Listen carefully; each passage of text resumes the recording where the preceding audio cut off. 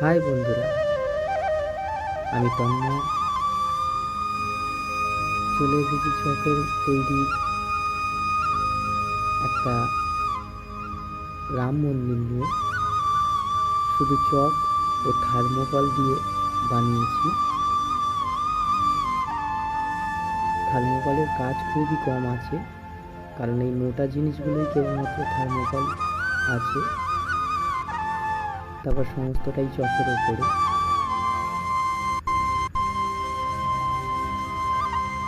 দেখতে পাচ্ছি এই থাম্বাগুলো করতে আমার অনেক সময় লেগেছে, কারণ প্রায় 50 পিসের মতন থাম্বা আমাকে তৈরি করতে হয়েছে এক এক করে। আর এই থাম্বা করতেই প্রায় 2 সপ্তাহ লেগে গেছে। তারপরে হয়ে যাওয়ার পরে আমি যখন মন্দিরটা কমপ্লিট করি, আজকে এই থাম্বাগুলোকে আস্তে আস্তে আঠা দিয়ে বসিয়ে নিই। সবসময়ের জন্য মাথার মধ্যে ঘুরছিল যাতে না ভেঙে যায় থাম্বাগুলো, একটাও ভেঙে গেলে আমাকে আবার নতুন করে তৈরি করতে হতো। সেদিকে লক্ষ্য রাখতে হচ্ছিল।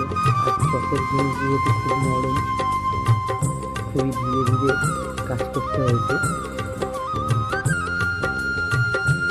শুধু সাদা দিয়ে ভালো লাগছিল না বলে আমি ওর চারি সাইডে দেখতে পাচ্ছি ওর ওপরে হলুদ কাগজ দিয়ে আগে কাজ করে নিয়েছি। তো এই উপরের পোর্শনটা তৈরি হয়ে যাওয়ার পরে এই যে পতাকাটা লাগানোর সময়, ফ্ল্যাগটা লাগানোর সময় আমার অনেক সময় লেগেছে, কারণ ফ্ল্যাগটা বারবার পড়ে যাচ্ছিল।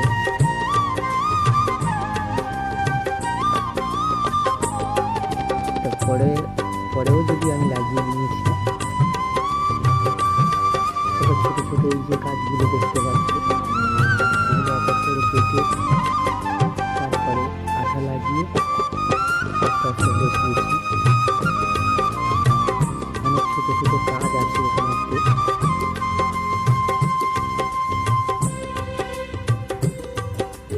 যা পুরোপুরি এটা কমপ্লিট হয়ে গেলে বুঝতে পারবে।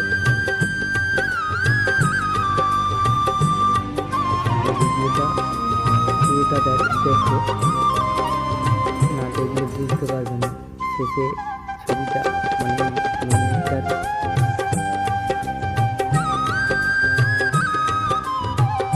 কেমন লেগেছে বুঝতে পারবে। কেমন লেগেছে কমেন্ট করেও জানিও।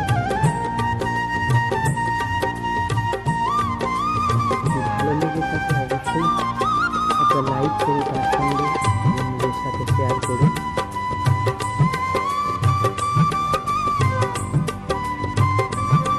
আজকে রবিবার ছিল, তো সারাদিন ঘরের মধ্যে বসে বসে আমি এই কাজটা করেছি।